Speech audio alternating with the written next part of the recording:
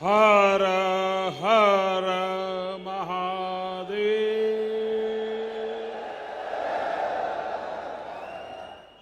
जय श्री महाकाल। जय श्री महाकाल महाराज की जय। महाकाल महादेव, महाकाल महाप्रभु, महाकाल महारुद्र, महाकाल नमोस्तुते। उज्जैन की पवित्र पुण्य भूमि पर इस अविस्मरणीय कार्यक्रम में उपस्थित देश भर से आए सभी चरण वंद्य संतगण, सम्माननीय साधु सन्यासीगण, मध्य प्रदेश के राज्यपाल श्रीमान मंगूभाई पटेल, छत्तीसगढ़ की राज्यपाल बहन अनसुईया उइके जी, झारखंड के राज्यपाल श्रीमान रमेश बैस जी, मध्य प्रदेश के मुख्यमंत्री भाई शिवराज सिंह चौहान जी, केंद्रीय मंत्रिमंडल के मेरे सहयोगी, राज्य सरकार के मंत्रीगण, सांसदगण, विधायकगण, भगवान महाकाल के सभी कृपा पात्र श्रद्धालुगण, देवी और सज्जनों, जय महाकाल। उज्जैन की ये ऊर्जा, ये उत्साह, अवंतिका की ये आभा, ये अद्भुतता, ये आनंद, महाकाल की ये महिमा, ये महात्मय, महाकाल लोक में लौकिक कुछ भी नहीं है। शंकर के सानिध्य में साधारण कुछ भी नहीं है। सब कुछ अलौकिक है, असाधारण है, अविस्मरणीय है, अविश्वसनीय है। मैं आज महसूस कर रहा हूं, हमारी तपस्या और आस्था से जब महाकाल प्रसन्न होते हैं तो उनके आशीर्वाद से ऐसे ही भव्य स्वरूप का निर्माण होता है। और महाकाल का आशीर्वाद जब मिलता है तो काल की रेखाएं मिट जाती है, समय की सीमाएं सिमट जाती है और अनंत के अवसर प्रस्फुटित हो जाते हैं। अंत से अनंत यात्रा आरंभ हो जाती है। महाकाल लोक की ये भव्यता भी समय की सीमाओं से परे आने वाली कई पीढ़ियों को अलौकिक दिव्यता के दर्शन कराएगी। भारत की सांस्कृतिक और आध्यात्मिक चेतना को ऊर्जा देगी। मैं इस अद्भुत अवसर पर राजाधिराज महाकाल के चरणों में शत शत नमन करता हूं। मैं आप सभी को, देश और दुनिया में महाकाल के सभी भक्तों को हृदय से बहुत बहुत बधाई देता हूं। विशेष रूप से भाई शिवराज सिंह चौहान और उनकी सरकार, उनका मैं हृदय से अभिनंदन करता हूं, जो लगातार इतने समर्पण से इस सेवा यज्ञ में लगे हुए हैं। साथ ही मैं मंदिर ट्रस्ट से जुड़े सभी लोगों का, संतों और विद्वानों का भी आदरपूर्वक धन्यवाद करता हूं, जिनके सहयोग से इस प्रयास को सफल किया है। साथियों, महाकाल की नगरी उज्जैन के बारे में हमारे यहां कहा गया है, प्रलयो न बाधते, प्रलयो न बाधते तत्र महाकालपुरी, अर्थात महाकाल की नगरी प्रलय के प्रहार से भी मुक्त है। हजारों वर्ष पूर्व जब भारत का भौगोलिक स्वरूप आज से अलग रहा होगा, तब से ये माना जाता रहा है कि उज्जैन भारत के केंद्र में है। एक तरह से ज्योतिषीय गणनाओं में उज्जैन न केवल भारत का केंद्र रहा है, बल्कि ये भारत की आत्मा का भी केंद्र रहा है। ये वो नगर है जो हमारी पवित्र 7 पुरियों में से एक गिना जाता है। ये वो नगर है जहां स्वयं भगवान कृष्ण ने भी आकर शिक्षा ग्रहण की थी। उज्जैन ने महाराजा विक्रमादित्य का वो प्रताप देखा है जिसने भारत के नए स्वर्ण काल की शुरुआत की थी। महाकाल की इस धरती से विक्रम संवत के रूप में भारतीय काल गणना का एक नया अध्याय शुरू हुआ था। उज्जैन के क्षण क्षण में, पल पल में इतिहास सिमटा हुआ है। कण कण में आध्यात्म समाया हुआ है और कोने कोने में ईश्वरीय ऊर्जा संचारित हो रही है। यहां काल चक्र का 84 कल्पों का प्रतिनिधित्व करते 84 शिवलिंग है। यहां 4 महावीर है, 6 विनायक है, 8 भैरव है, 8 मातृकाएं हैं, 9 ग्रह है, 10 विष्णु है, 11 रुद्र है, 12 आदित्य है, 24 देवियां है और 88 तीर्थ है। और इन सबके केंद्र में राजाधिराज कालाधिराज महाकाल विराजमान है। यानी एक तरह से हमारे पूरे ब्रह्मांड की ऊर्जा को हमारे ऋषियों ने प्रतीक स्वरूप में उज्जैन में स्थापित किया हुआ है। इसलिए उज्जैन ने हजारों वर्षों तक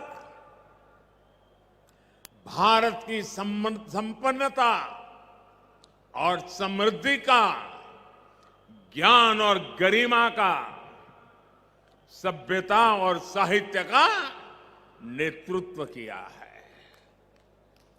इस नागरी का वास्तु कैसा था, वैभव कैसा था, शिल्प कैसा था, सौंदर्य कैसा था, इसके दर्शन हमें महाकवि कालिदास के मेघदूतम में होते हैं। बाण भट्ट जैसे कवियों के काव्यों में यहां की संस्कृति और परंपराओं का चित्रण हमें आज भी मिलता है। यही नहीं, मध्यकाल के लेखकों ने भी यहां के स्थापत्य और वास्तुकला का गुणगान किया है।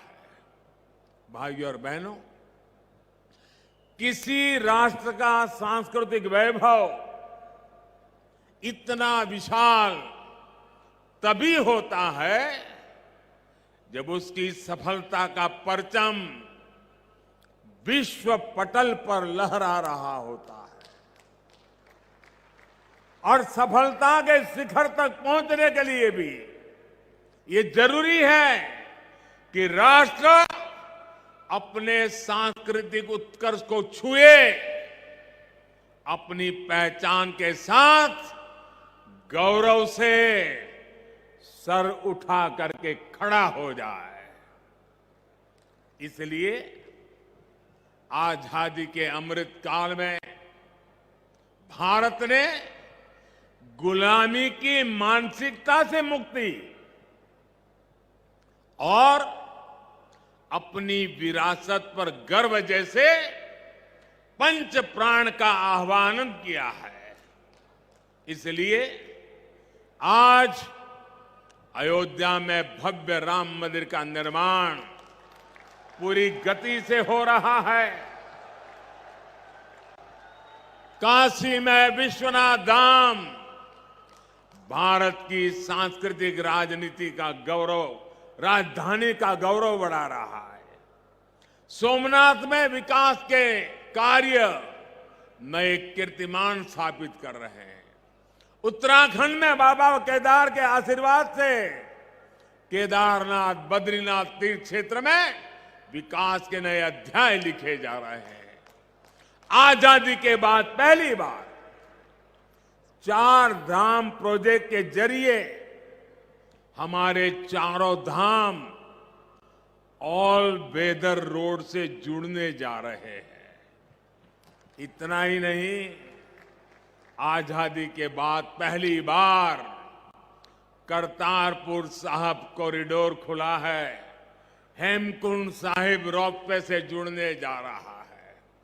इसी तरह स्वदेश दर्शन और प्रसाद योजना से देश भर में हमारी आध्यात्मिक चेतना के ऐसे कितने ही केंद्रों का गौरव पुनः स्थापित हो रहा है।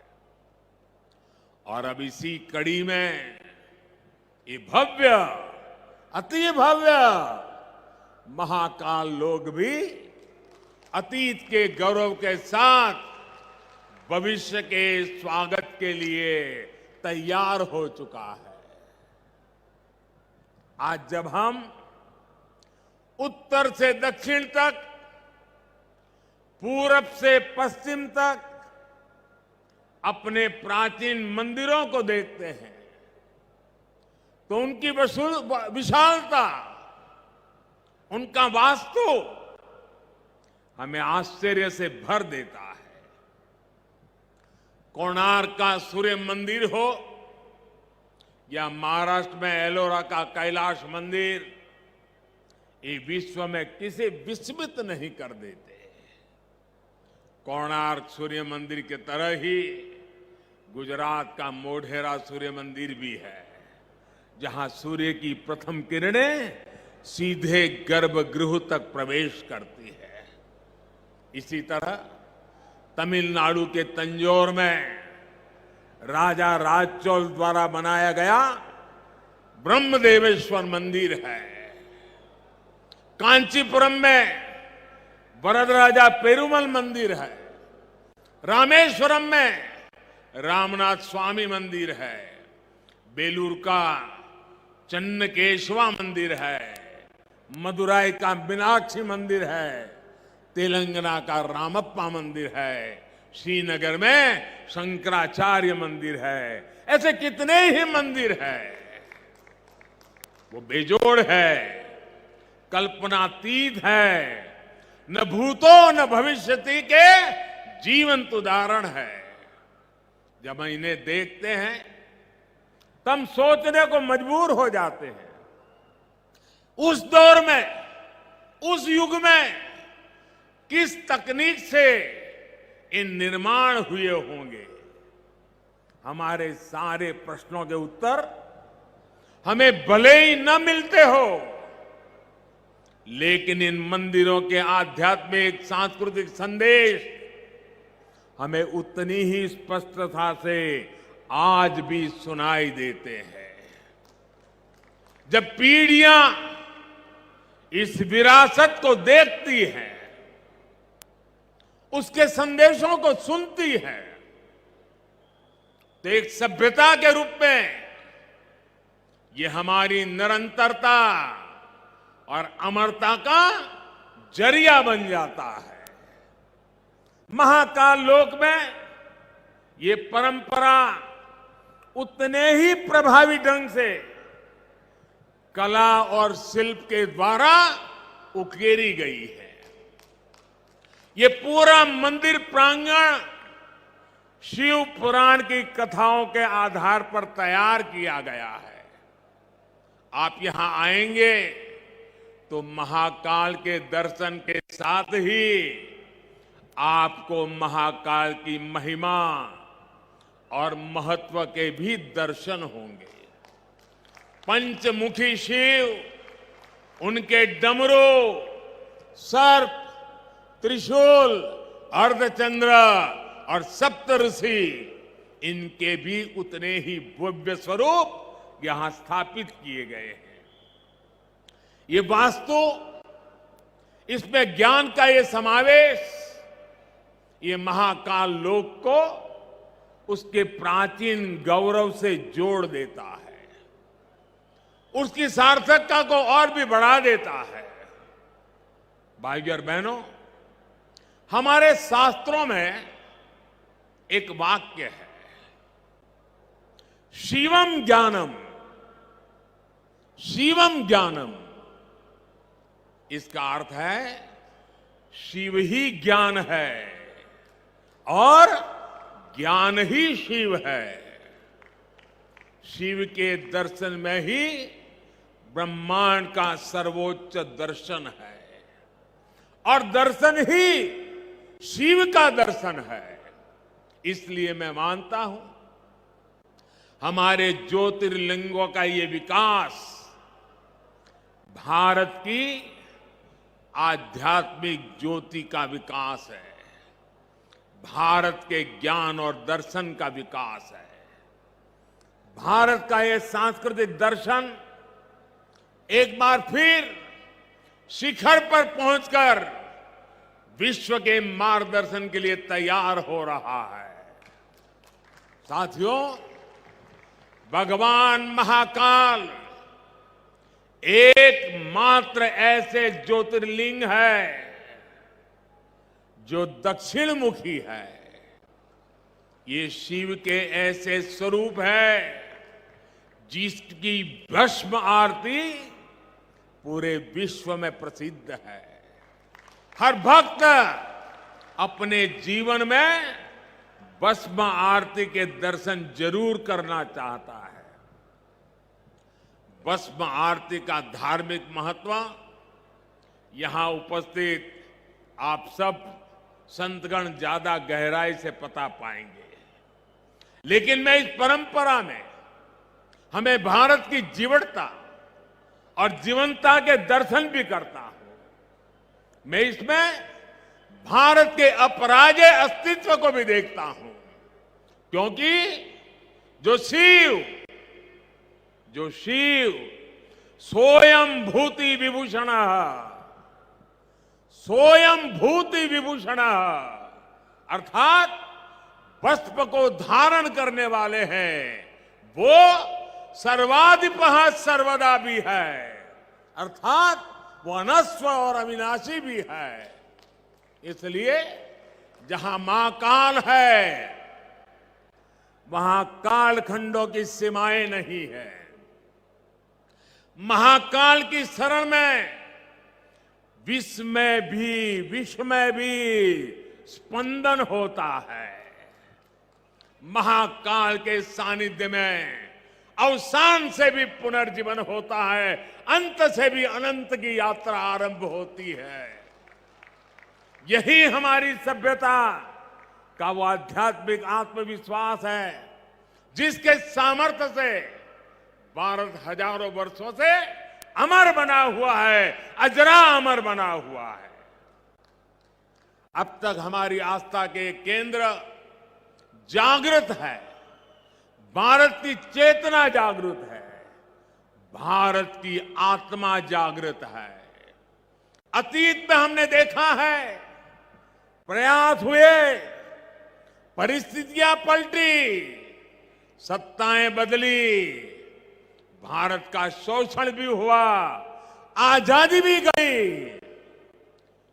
इल्तुतमिश जैसे आक्रमणकारियों ने उज्जैन की ऊर्जा को भी नष्ट करने के प्रयास किए।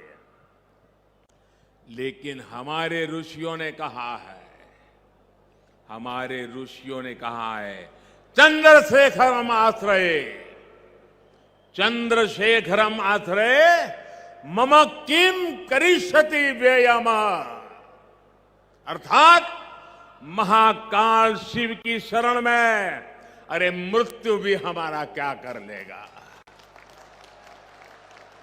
और इसलिए भारत अपनी आस्था के इन प्रामाणिक केंद्रों की ऊर्जा से फिर पुनर्जीवित हो उठा, फिर उठ खड़ा हुआ। हमने फिर अपने अमरत्व की वैसी ही विश्वव्यापी घोषणा कर दी। भारत ने फिर महाकाल के आशीष से काल के कपाल पर कालातीत अस्तित्व का शिलालेख लिख दिया। आज एक बार फिर आजादी के इस अमृत काल में अमर अवंतिका भारत के सांस्कृतिक अमरत्व की घोषणा कर रही है। उज्जैन जो हजारों वर्षों से भारतीय काल गणना का केंद्र बिंदु रहा है, वो आज एक बार फिर भारत की भव्यता के एक नए कालखंड का उद्घोष कर रहा है। साथियों, भारत के लिए धर्म का अर्थ है हमारे कर्तव्यों का सामूहिक संकल्प। हमारे संकल्पों का ध्येय है विश्व का कल्याण, मानव मात्र की सेवा। हम शिव की आराधना भी कहते हैं, नमामि विश्वस्य हिते रतम एतम, नमामि विश्वस्य हिते रतम तम, नमामि रूपाणी बहुनी दत्ते।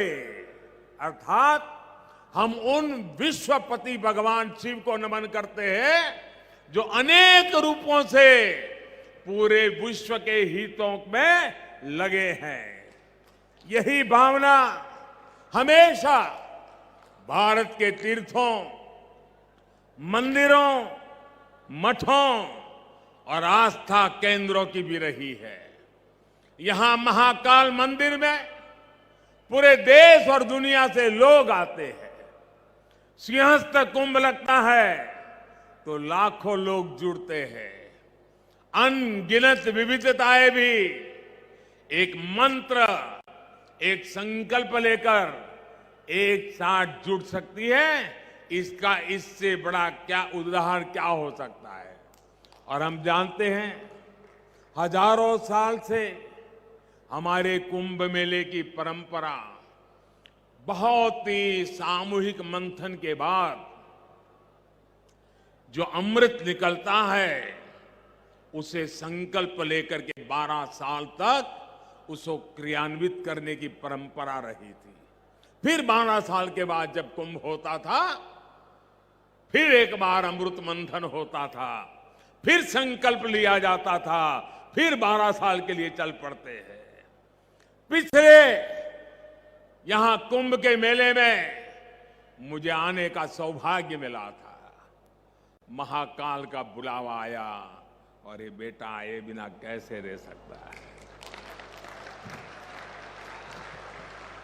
और उस समय कुंभ की हजारों साल की पुरानी परंपरा, उस समय जो मन मस्तिष्क में मंथन चल रहा था, जो विचार प्रवाह बह रहा था, मां क्षिप्रा के तट पे अनेक विचारों से मैं घिरा हुआ था और उसी में से मन कर गया। कुछ शब्द चल पड़े, पता नहीं कहां से आए, कैसे आए, और जो भाव पैदा हुआ था वो संकल्प बन गया, आज वो सृष्टि के रूप में नजर आ रहा है। दोस्तों, मैं ऐसे साथियों को बधाई देता हूं कि जिन्होंने उस समय के उस भाव को आज चरितार्थ करके दिखाया है। सबके मन में शिव और शिवत्व के लिए समर्पण, सबके मन में क्षिप्रा के लिए श्रद्धा, जीव और प्रकृति के लिए संवेदनशीलता, और इतना बड़ा समागम विश्व के हित के लिए, विश्व की भलाई के लिए कितनी प्रेरणा यहां निकल सकती है।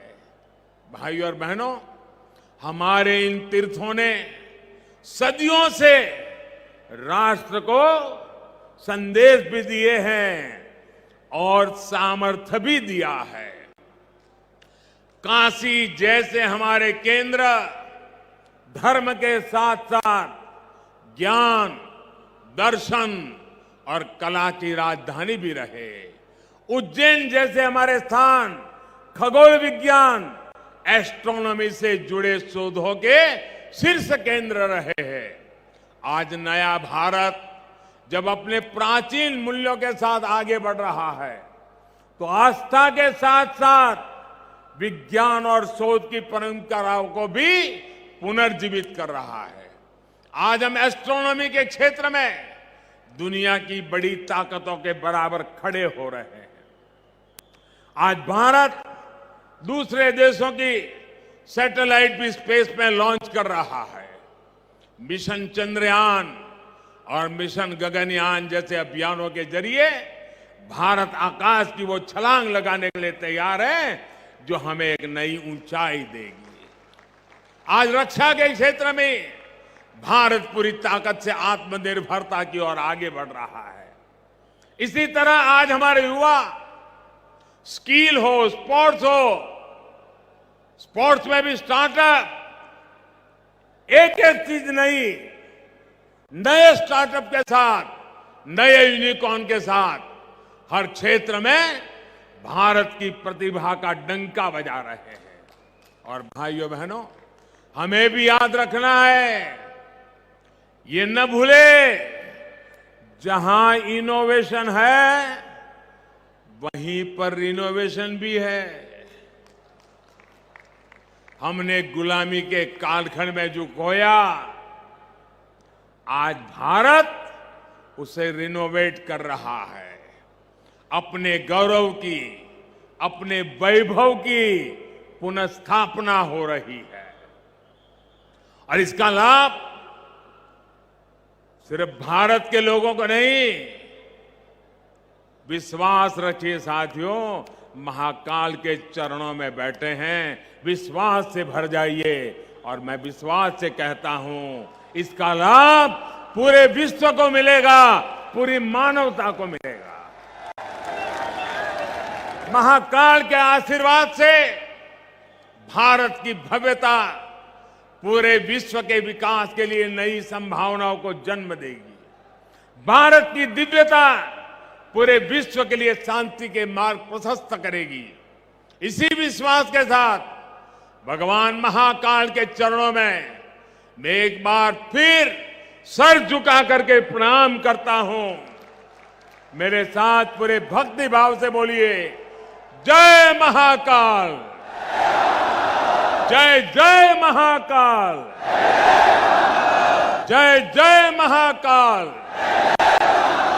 जय जय महाकाल, जय जय महाकाल, जय जय महाकाल, जय जय महाकाल, जय जय महाकाल।